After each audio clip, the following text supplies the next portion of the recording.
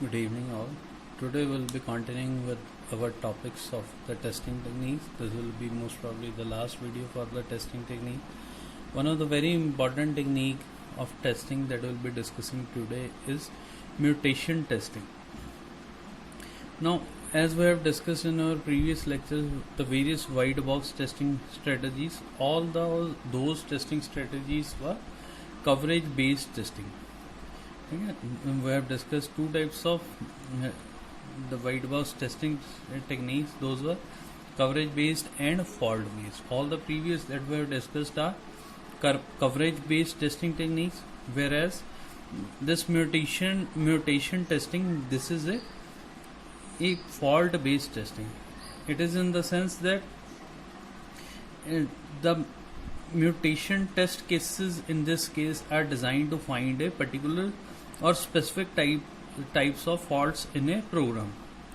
In this, what is done in mutation testing, the software is tested by using initial set of test cases or test suite designed using various white box testing. The software is given, we will test the software by means of various white box testing techniques. After this is done, we take up the mutation testing. What is the idea behind mutation testing? It is to make some few arbitrary changes in the program at a particular time. Each time the program is changed, suppose there are any changes in a program, how the changes are done after applying white box testing techniques. So this will be known as the changes made to a program. This will result in a mutated program, and the corresponding change that is done in the program which transforms a program to mutated program, this is known as mutant. Depending upon the changes made to a code, the program might result in a good way or in a bad way. It might also introduce some new errors. A mutated operator normally makes specific changes to a program. So what are the examples of any mutated program? It might randomly delete a program statement. It is after that the mutated program, this is tested against original suite of the program. This program will be tested against original test suite.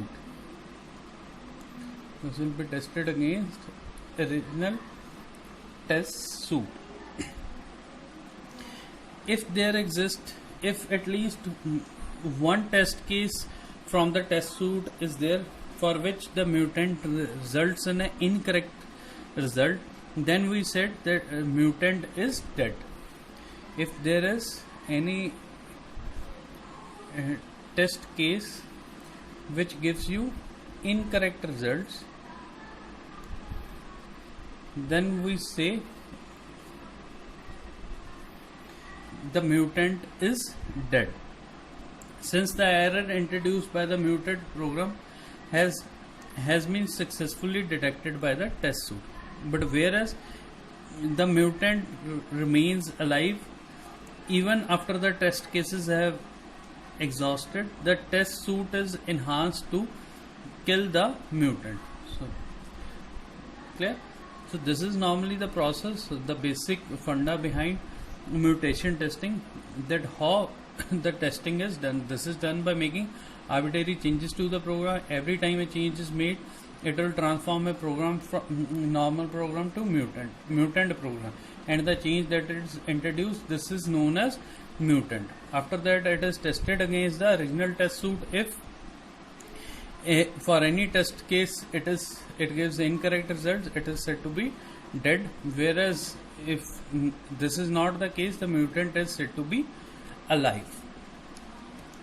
Now, one of the important advantage of mutant testing is it can be automated to a great extent.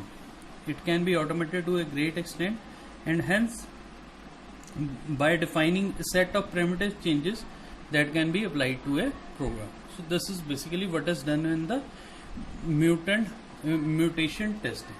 Next we'll be taking up the various debugging strategies. All of you must be clear with what is there in the debugging. Okay. First is brute force. Firstly, we'll be taking a look at what is debugging.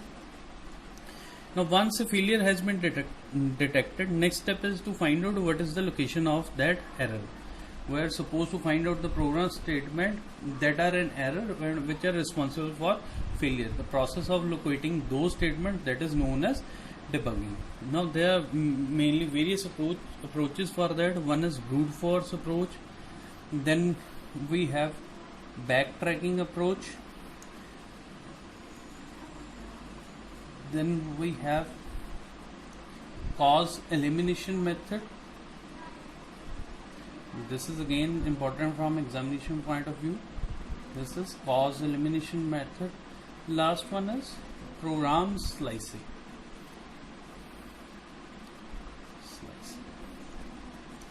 Now what is there with the brute force approach? What is there with brute force? This is the most common method of debugging, but it is not very efficient. This can be considered as the least efficient. What is done in this, the print statements are inserted throughout the program to find out the intermediate values, with the hope that some of the printed values might give you the hint of the statement where the error has occurred. Now this is generally becomes more systematic with the use of symbolic debugger. So this is the most inefficient one. What we do, we normally insert the print statement in a program so that we are able to find the intermediate value, and those intermediate values might give you the idea of where the error is there in a statement. So it is generally not followed. Now next is backtracking, which is fairly a common approach. Beginning in this, we start from a statement. Suppose S2 is, suppose this is a program. We have started from this. Suppose from this statement we are finding out the symptom of the error. From S3 we will be checking from S2. If we are not getting able to detect errors at S2, we will be checking at S1. This is what is normally done in backtracking. This is a common technique of debugging approach. Then comes the cause elimination method. What is there with the cause elimination method? As from the name itself, it is clear that once a failure is observed, then the symptoms of failures are analyzed. Based upon the symptoms, the cause which could have caused, which have contributed to the symptom, that is developed, and tests are conducted to eliminate the cause. Clear? We look at the symptoms of the failure. Okay? Then from those we try to find out what is the cause, and we try to eliminate that thing. Then comes the program slicing. Again, this is fairly common with the backtracking approach. Okay? What we can do, suppose this is a long program from S1 to S7 statements are there. In backtrack, what we do, we divide the program in form of slices. That means again backtracking is done, but it will be checking only up to the slice that has been done. That is, the search space is reduced by defining the slices. The slices are slices are reduced with, are there, which reduce the search space. So if error is there, we do not need to move back to the first statement. This is what is done with the program slicing techniques. Next we come to the very some important terminology of system testing is there. We have discussed this previously also, but we will be having some brief overview. This is one is alpha testing. What is there with the alpha testing? Alpha testing, it refers to the system testing carried out by test team within the developing organization. If the testing is performed by the developing organization only, within its enterprises, then it is known as alpha testing. What is beta testing? It is not done by the developing team, but it is done by some friendly customers. It is done by the selected set of friendly customers. Last one is acceptance testing. What is there with the acceptance testing? Again, from the name itself, it is clear that it is performed by the customer, which has the final decision to find out whether to accept the delivery of the system or not to accept the delivery of the system. Now, again, there are some other performance testings that we can have: stress testing, volume testing, configuration testing, compatibility testing, regression, recovery, maintenance, documentation, usability, that you can just go through it. Rest, everything about the testing has been covered in details in the previous videos also. Thank you.